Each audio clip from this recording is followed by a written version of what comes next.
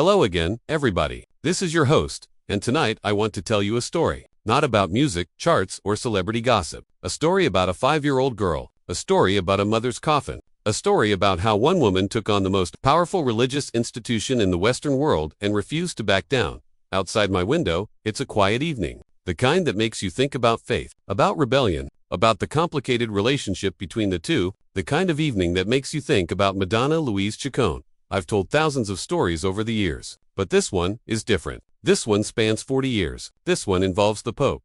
This one changed pop culture forever. Let me take you somewhere. Close your eyes if you can. Come with me to a small brick house in Pontiac, Michigan. December 1st, 1963. A Catholic family gathered around a hospital bed in the living room. A little girl about to learn what it means to lose everything. The little girl and the coffin. The house had been quiet for weeks. Not comfortable quiet. The heavy, suffocating quiet that settles when death is waiting in the next room. The kind where every footstep sounds too loud. Where voices drop to whispers. Where children learn to move like ghosts. Madonna Louise Fortan Ciccone lay dying. 30 years old. Just 30. Breast cancer that spread too far, too fast. She had 6 children, the youngest still a toddler. A husband who loved her desperately. A life that should have stretched decades into the future. The cancer didn't care about any of that. Her daughter, also named Madonna, was 5 years old. Brown hair, big eyes. The third of 6 children in a strict Italian Catholic family. She didn't understand why her mother couldn't get out of bed anymore. She didn't understand why her father, Silvio, looked so tired all the time. His eyes red from crying he tried to hide. She didn't understand why relatives kept visiting. Speaking in hushed tones. Falling silent whenever the children came near. She only knew something terrible was coming. Then one morning, it was over. Madonna Louise Fortan Ciccone was gone. The funeral was held in a Catholic church in Bay City, filled with incense and flowers, the same smells that had accompanied every masked young Madonna had ever attended. The statues of saints looked down. The crucifix hung above the altar, Christ's body twisted in agony. Relatives in black filled the pews. And then came the viewing, the open casket at the front of the church. The little girl did something that would haunt her for the rest of her life. She approached her mother's coffin, reached out her small hand, touched her mother's face, cold, hard, like marble. Nothing like the warm woman who had held her just weeks before. She leaned in and kissed her mother's lips, cold. So cold, Madonna. I remember that everything was sort of dreamy. I went up to the coffin and touched her face. It was really cold. I kissed her. Her lipstick was kind of smeared, and I went to fix it. I kept thinking, wake up, wake up, wake up. The host. That moment, that sensation of cold lips against her own, would stay with Madonna for 60 years. The memory never faded. The coldness never went away. It became the engine that would drive everything that came after. Madonna, I think that's when I really thought about how I wanted to do something else and get away from all that. I saw myself as the quintessential Cinderella. I was given a stepmother that didn't love me. My father was very cold. I was left alone, the host. But this Cinderella had no fairy godmother coming. What she had was rage. Hunger, a void inside her that nothing seemed to fill. And she had the Catholic Church, the religion of guilt and glory.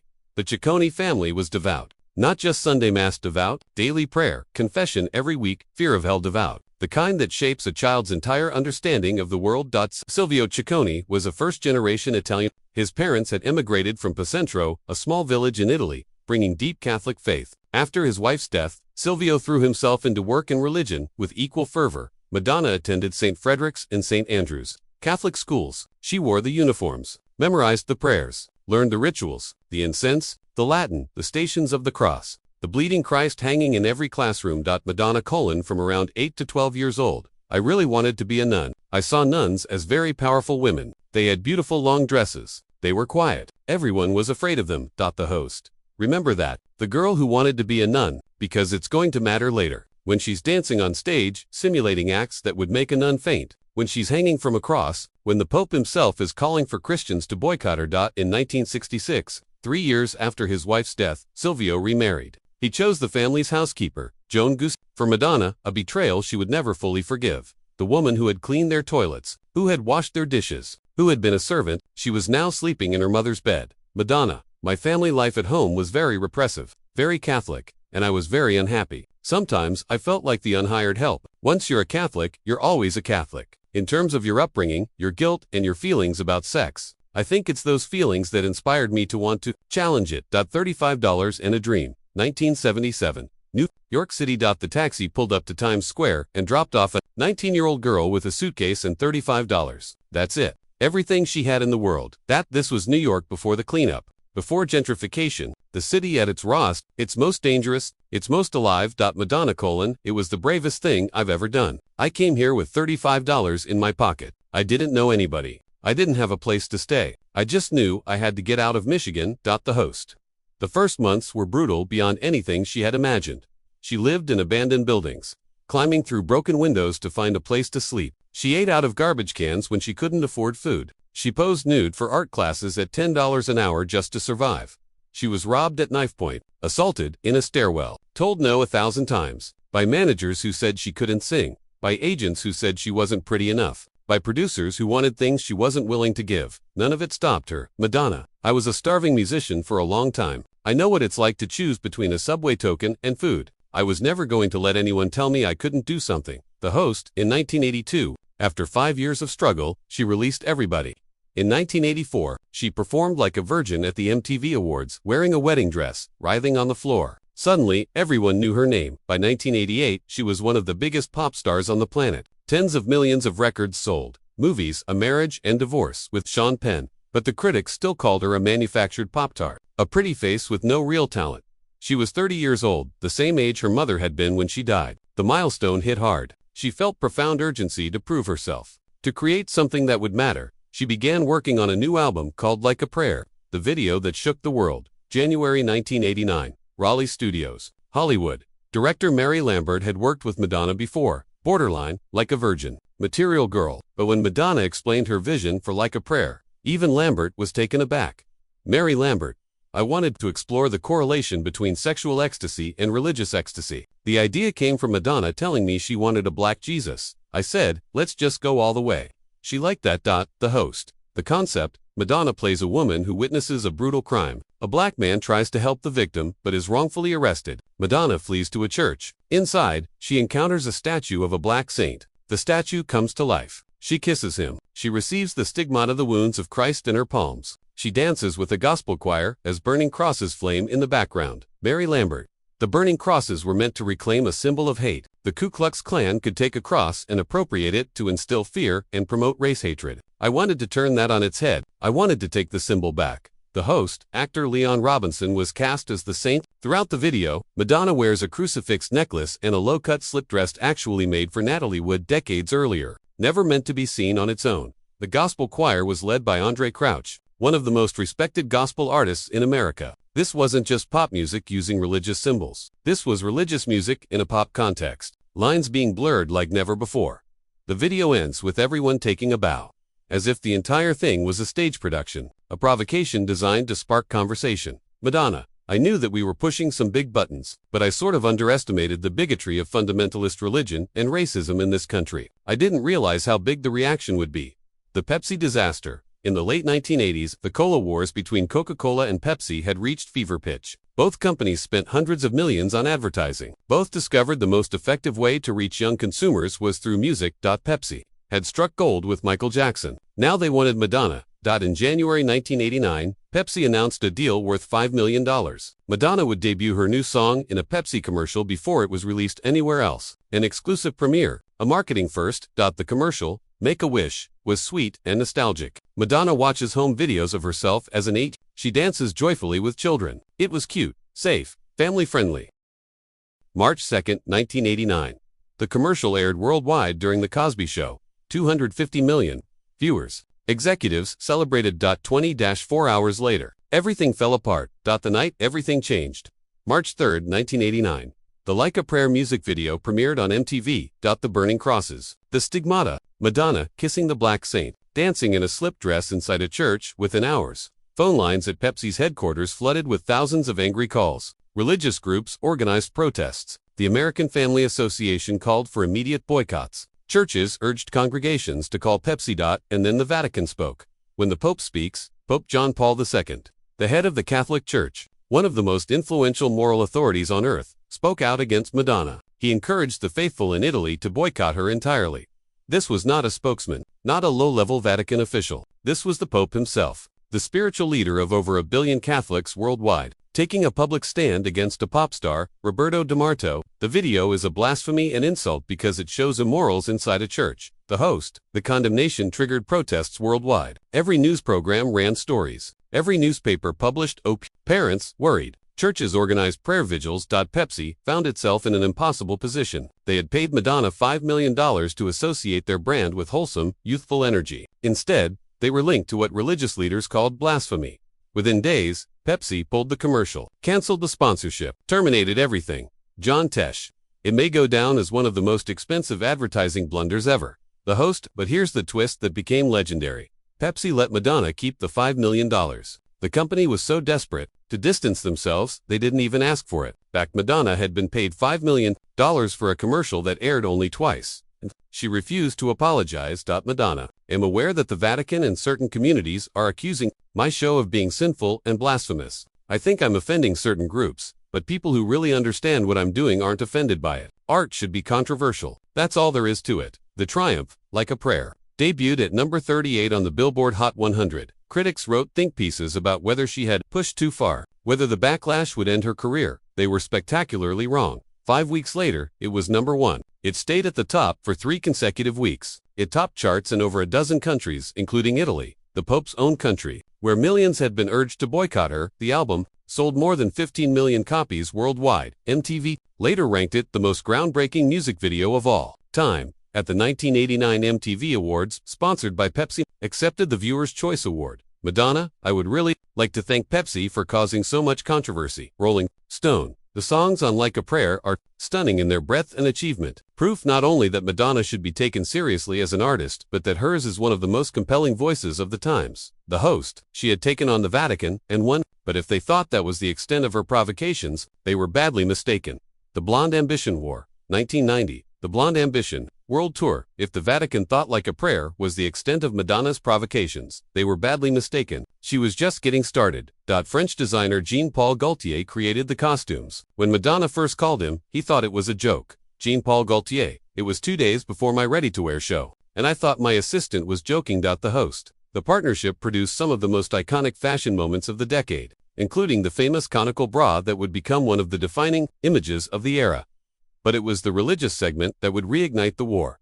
During this portion, Madonna performed like a virgin on a red velvet bed, flanked by male dancers. As the music played, she simulated masturbation on stage. The audience screamed. Some walked out. Most stayed, transfixed. She then segued into Like a Prayer, performing inside a giant cathedral set surrounded by candles and religious iconography. The juxtaposition of explicit sexuality and sacred imagery was deliberate, calculated, designed to provoke. In Toronto, local police came backstage before the show. Toronto police. We will arrest you for lewd and indecent display if you perform that act on stage tonight. Madonna: then you'll have to arrest me. The host. She went on stage and performed exactly as planned. No charges were filed, but the confrontation made international headlines. The real battle was waiting in Italy. July 1990. Rome Stadio, 2 miles from Vatican City.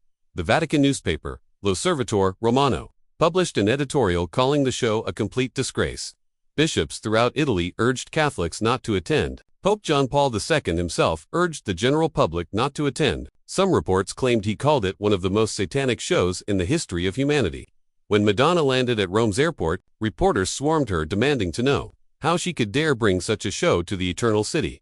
She delivered what became known as the Vatican speech. Madonna: my show is not a conventional rock show, but a theatrical presentation of my music. Like theater, it asks questions, provokes thought, and takes you on an emotional journey. It portrays good and bad, light and dark, joy and sorrow, redemption and salvation. I do not endorse a way of life, but describe one. The audience is left to make its own judgments. The host, remarkable. In a single paragraph, she framed her show not as an attack on religion but as art, engaging with religious themes. This was what artists had always done, from Michelangelo to Fellini. She was simply continuing the tradition. She performed in Rome on July 10th. The 32,000-seat stadium was only 2/3 full. Whether due to the boycott or other factors remains debated. But Madonna did not change a single element. Not for the Pope, not for the protesters, not for anyone. The Blonde Ambition Tour grossed $62 million from 57 concerts. Rolling Stone called it an elaborately choreographed, sexually provocative extravaganza and named it Best Tour of 1990. The Sex Book. October 1992, Madonna released something unprecedented, a coffee table book called Sex. Wrapped in a sealed mylar bag like a condom. Aluminum cover, $50. Inside, 128 pages of explicit photographs by Stephen Meisel. Sadomasochism, bondage, multiple partners, Madonna as Mistress Dita, a dominatrix alter ego. The Vatican denounced it. Japan banned it. India banned it. Several Australian states refused to sell it. It sold 150,000 copies on day one, 1.5 million worldwide in days. The best-selling coffee table book in history. Madonna. I expected everyone to say, oh, it's trash. Of course, everyone went out and bought it. So I think that's pretty much a reflection on our society, isn't it? Crucified in Rome, 2006. The Confessions Tour. 14 years had passed since the sex book. Madonna had reinvented herself again and again. The spiritual seeker of ray of light. The disco queen of music. The political provocateur of American life. People thought maybe she had mellowed. Maybe she was done provoking. They were wrong. During Live to Tell, one of her most personal ballads, Madonna appeared wearing a crown of thorns. Not subtle, large, dramatic, unmistakable. Silver thorns glinting in the stage lights. And then the cross descended. A massive mirrored cross, at least 20 feet tall, lowered from the ceiling. Madonna was attached to it, arms outstretched, forming the unmistakable shape of the crucifixion. She hung there, suspended above the crowd. Behind her, a screen displayed a running counter, 12 million, the number of African children orphaned by AIDS. The counter kept climbing, 12,100,000, 12,200,000. She hung there for minutes. Her image reflected in the mirrored surface, multiplied and fractured and scattered across the arena. Madonna had literally crucified herself on stage. When the tour reached Rome, the fury exceeded even like a prayer. Cardinal Ercilio Tonine, to crucify yourself in the city of the Pope and the martyrs is an act of open hostility. This concert is a blasphemous challenge to the faith. She should be excommunicated. The host. Excommunication, the most severe punishment the Catholic Church can impose. A cardinal publicly calling for it. With the Pope's approval, Muslim and Jewish leaders also condemned the performance. German prosecutors considered blasphemy charges. Madonna refused to apologize. Madonna spokeswoman, I don't think Jesus would be mad at me. His teaching of loving thy neighbor and tolerance is Madonna's message as well. The HOST. The Confessions Tour earned a Guinness World Record for highest grossing per concert. The letter to the Pope, May 2022. Madonna tweeted. Pope Francis. Madonna's tweet. Hello, at Pontifex, Francis. I'm a good Catholic, I swear. It's been decades since my last confession. Would it be possible to meet up? I've been excommunicated 3 times. It doesn't seem fair. Sincerely, Madonna, the host. The Vatican did not respond. September 2023. 34 years later, Pepsi finally re-released her band commercial during the MTV Awards. Madonna, 4 years ago, made a commercial with Pepsi. It was immediately cancelled when I refused to change scenes where I was kissing a black saint or burning crosses. So began my career as an artist, refusing to compromise my artistic integrity. The host, she thanked Pepsi for finally realizing the genius of our collaboration, and ended with James Baldwin. Madonna, artists are here to disturb the peace. The host then posted a photo drinking Coca-Cola with the caption, also good. The legacy, looking back at Madonna's decades-long war with the Vatican. It's tempting to see it simply as provocations designed for publicity. And yes, Madonna has always been she understood controversy sells. Headlines translate to album sales.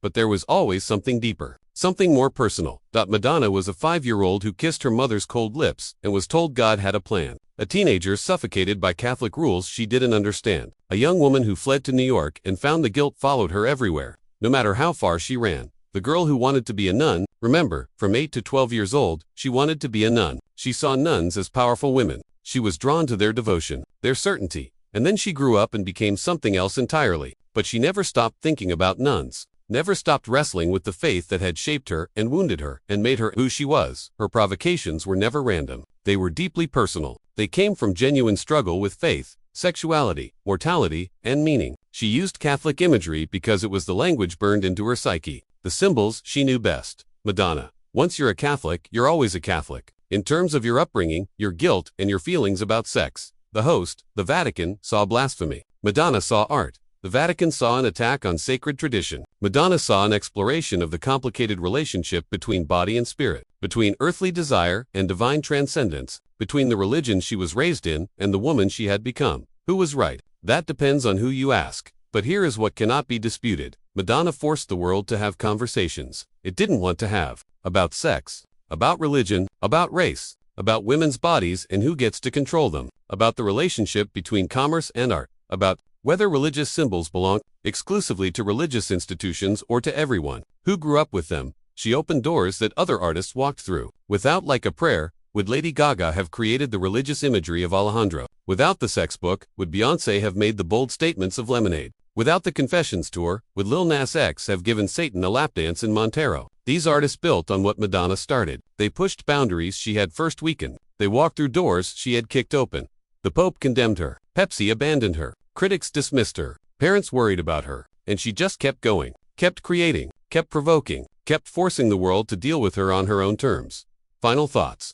The little girl who kissed her mother's coffin grew up to make the Pope angry, and in doing so, became one of the most important cultural figures of our time. She proved you don't have to choose between being an artist and being commercial, between being provocative and being successful, between challenging religion and engaging with it deeply. She proved you can be excommunicated 3 times and still ask the Pope for a meeting. I want to tell you something before I go. Something I think about whenever I tell this story. The Catholic Church that condemned Madonna is still standing. It's been standing for 2,000 years. It will probably stand for 2,000 more. Madonna didn't destroy it. She never wanted to destroy it. She wanted to wrestle with it, to question it, to force it to see her. And the Church saw her. The Pope spoke her name. Cardinals debated her. Bishops organized against her. For a woman who grew up feeling invisible, who felt like the unhired help, who lost her mother, and gained a stepmother who didn't love her, being seen by the most powerful religious institution in the world. Must have meant something, maybe. That's what this whole story is really about. Not blasphemy, not controversy, not marketing. Just a little girl who wanted to be seen, who wanted to matter, who wanted someone to pay attention to her. And 60 years later, the whole world is still paying attention. Artists are here to disturb the peace. Mission accomplished. Good night.